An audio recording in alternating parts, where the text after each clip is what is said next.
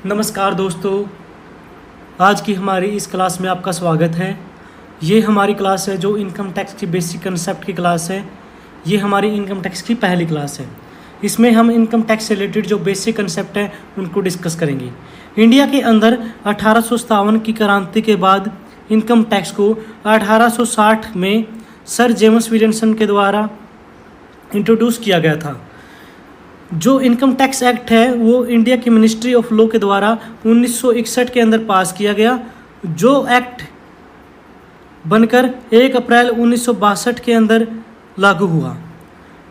Income tax act के according जो tax की स्लैब है, जो टैक्स की रेट है, वो एनुअल फाइनेंस एक्ट के अकॉर्डिंग ही फिक्स की जाती है। और हमारा एनुअल फाइनेंस एक्ट है इंडिया गवर्नमेंट के द्वारा एनुअली बनाया जाता है। इस एनुअल फाइनेंस एक्ट के अकॉर्डिंग ही स्लैब को चेंज किया जाता है। अब हम पढ़ते हैं इनकम टैक्स के है जो हमारे 5 हेड है, जो कि ग्रॉस टोटल इनकम के कैलकुलेट करने के लिए बहुत ही इंपॉर्टेंट है। सबसे पहले जो हमारा हेड आता है वो हमारा हेड आता है इनकम फ्रॉम सैलरी। सैलरी से रिलेटेड जो भी हमारी इनकम होएगी वो हमारी फर्स्ट हेड में आएगी। सेकंड हेड है हमारा house property, income from house property. इस हेड में वो सभी इनकम हम ऐड करेंगे जो भी हमारी हाउस प्रॉपर्टी से रिलेटेड इनकम्स है। थर्ड हमारा हेड आता है profit and gains of business और प्रोफेशन, इसको हम बोलते हैं पीजीबीपी। पीजीबीपी के अंदर हमारी वो सभी इनकम आएगी जो हमारी प्रॉफिट से या फिर हमारे गेन से, चाहे वो हमारे बिजनेस से हो चाहे हमारे प्रोफेशन से हो। और हमारा फोर्थ हेड आता है कैपिटल गेन्स। जितने भी हमें कैपिटल गेन्स होएंगे वो हमारे फोर्थ हेड में आएंगे। और इनके अलावा जो भी हमारी इनकम बच जाती है उसको हम फिफ्थ हेड में शो करते हैं, जिसका नाम है इनकम फ्रॉम अदर सोर्सेज। जो भी हमारे फोर्थ हेड के अलावा जो भी हमारी अलग से इनकम है उन सभी को हम फिफ्थ हेड में ऐड करेंगे। अब हम पढ़ते हैं जो इनकम टैक्स है उसकी क्या क्या करैक्टरिस्टिक्स है। सबसे पहले तो ये है कि जो हमारा इनकम टैक्स है वो एक डायरेक्ट टैक्स है। It means paid by a person who bear the tax burden. And second आएगी हमारी जो सेंट्रल टैक्स है। इनकम टैक्स है वो इम्पोज्ड एंड रिकवर्ड है, वो हमारे सेंट्रल गवर्नमेंट के द्वारा किया जाता है। इसके बाद जो टैक्स है वो टोटल इनकम के ऊपर, tax on total income. It means income जो टैक्स है वो कैलकुलेट किया जाएगा टोटल इनकम के द्वारा, टोटल इनकम के ऊपर। टोटल इनकम को हम टैक्सेबल इनकम भी बोलते हैं। एंड जो फोर्थ हमारी है वो है टैक्स एग्जम्प्टेड लिमिट।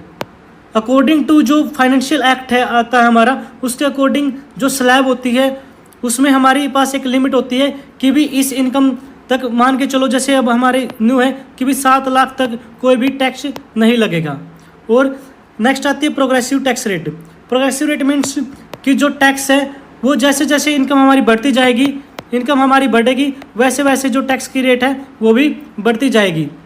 अगर हमारी इनकम कम है तो हमारे ऊपर टैक्स है वो कम रेट से लगेगा। उसके बाद आता है हमारा सरचार्ज। सरचार्ज क्या है? Surcharge it is imposed on the amount of income tax. Tax के ऊपर टैक्स को ही सरचार्ज बोलते हैं। जिसकी इनकम एक अमाउंट के बाद, जो एनुअल फाइनेंस एक्ट के अकॉर्डिंग है, एक अमाउंट के बाद जो इनकम होएगी उसके ऊपर जो टैक्स लगेगा, टैक्स के ऊपर टैक्स को ही हम सरचार्ज बोलते हैं।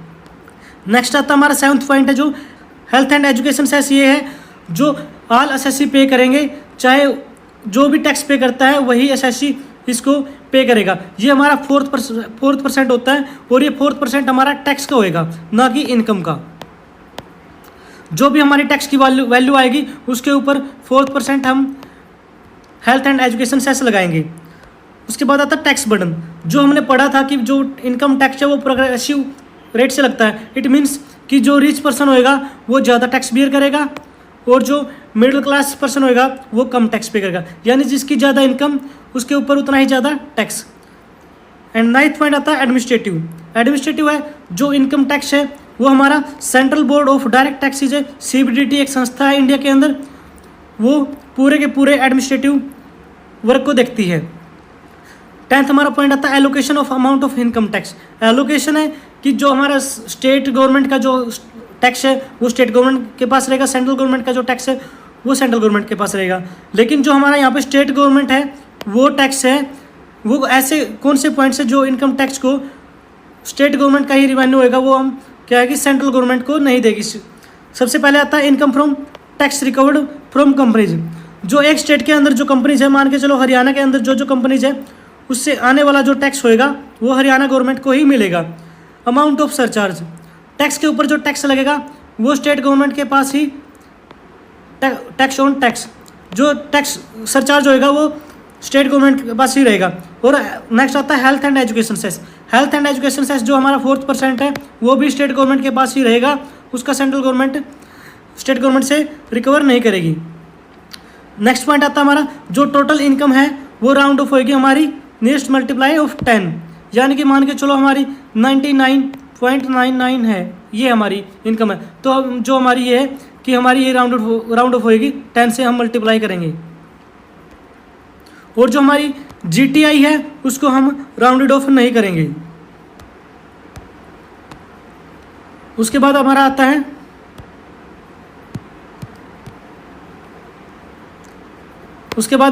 है जो टैक्स है,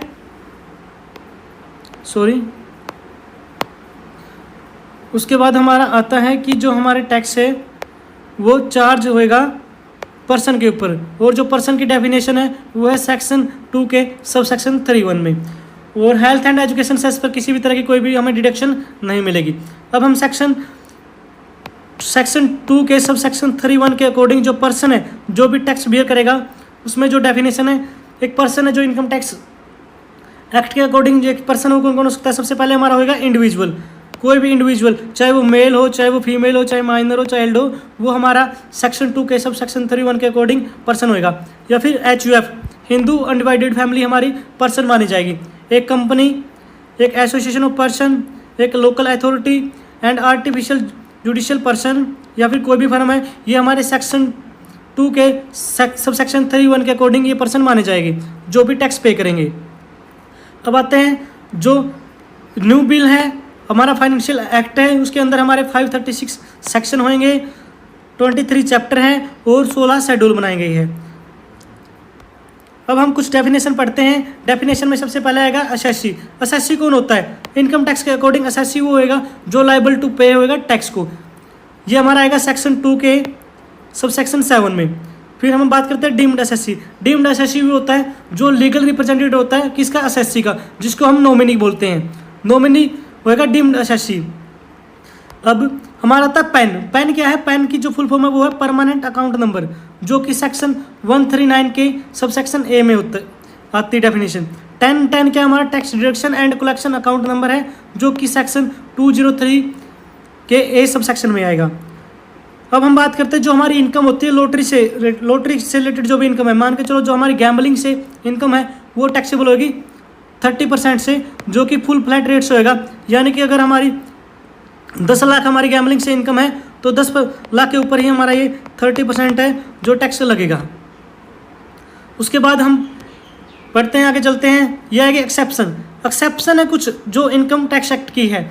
इसके अंदर क्या है कि जैसे हम इनकम टैक्स है वो असेसमेंट ईयर में लिया जाता है। असेसमेंट ईयर इट मीन्स मान के चलो हम हमारी अब की असेसमेंट ईयर क्या है 2025-26, और जो हमारा प्रीवियस ये होगी हमारी असेसमेंट ईयर, जो प्रीवियस ईयर वो हमारी होगी 2024-2025।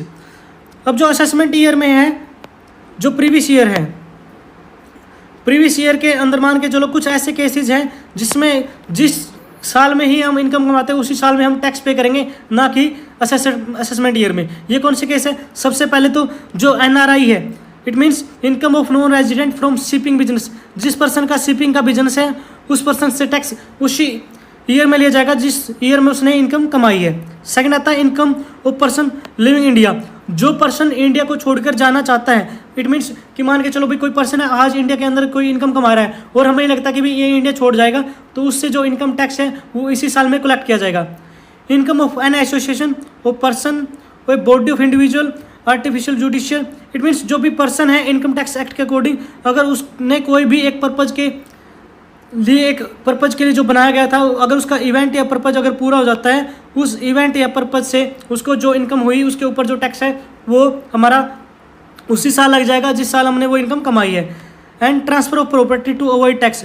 मान के चलो भी कि हमें ऐसा लग रहा है भी कोई टैक्स पेयर है वो अपनी टैक्स को अपने टैक्स को बचाने के लिए अपनी जो प्रॉपर्टी है उसको किसी और को ट्रांसफ़र कर रहा है ताकि वो टैक्स कम पे कर सके, इसलिए उसकी इनकम के ऊपर भी टैक्स उसी साल लग जाएगा। एंड नेक्स्ट लास्ट आता है ऑन डिसकंटिन्यू ऑफ बिजनेस और प्रोफेशन। जो भी बिजनेस और प्रोफेशन ये लगता है कि हमें इसी साल हम बंद कर देंगे, उसके ऊपर भी टैक्स है, उसी साल हम कलेक्ट कर लेंगे। तो ये थे हमारे कुछ बेसिक कंसेप्ट जो इनकम टैक्स से रिलेटेड थे। आशा करता हूँ कि आप सभी को ये समझ में भी आए होंगे। धन्यवाद।